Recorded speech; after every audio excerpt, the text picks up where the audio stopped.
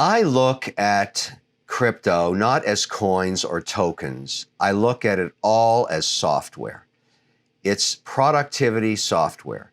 The projects that are going to last and be here, a decade away from now are ones that actually solve problems. So let's give an example. I'm an investor in Polygon. I'm a very fortunate guy. I'm able to call up the leaders of these projects and these teams, and they return my call, and I ask to meet them anywhere in the world. In this case, we met in Dubai with the Polygon team.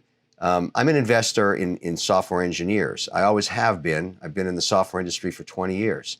They're very, very strong, and their mandate, what they decided to do, is to try and reduce the cost by sitting on top of Ethereum and aggregating transactions. So the gas fees are a fraction of what they would be if you're doing them one at a time.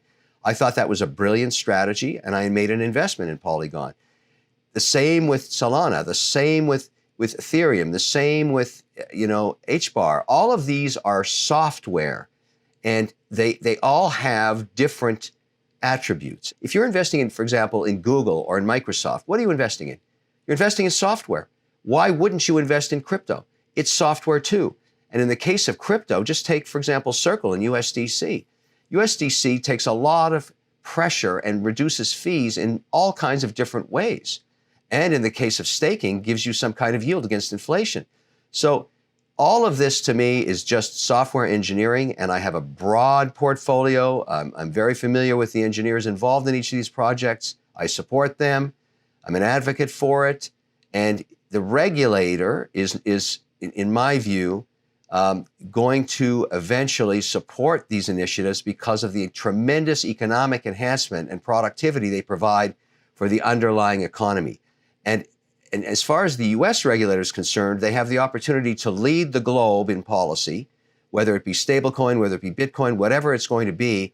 And I don't think they want to give up that opportunity. They just want to get it right. And those of us that are waiting for their decisions are very optimistic, because you can look at this two ways. You can say, okay, the regulators are getting in the way of growth. That's one way to look at it. I don't look at it that way. I look at it saying, when the US regulator makes its policy, the floodgates of institutional and sovereign wealth are going to pour into these crypto assets. And I want to be well positioned before that happens. I don't know when it's going to occur. It's not a matter of if, it's a matter of when.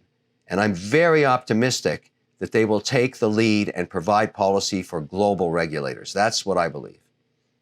It's very interesting to see your statements right now, because when in the past, we have been looking at your conversation with Pompliano a few years ago, when you were accusing him, not accusing, but you were basically prohibiting him to hold the cryptocurrency. It was very funny. We used that bite a lot in our videos to represent you as like the crypto contrarian, and now you are completely different story. So that's pretty cool.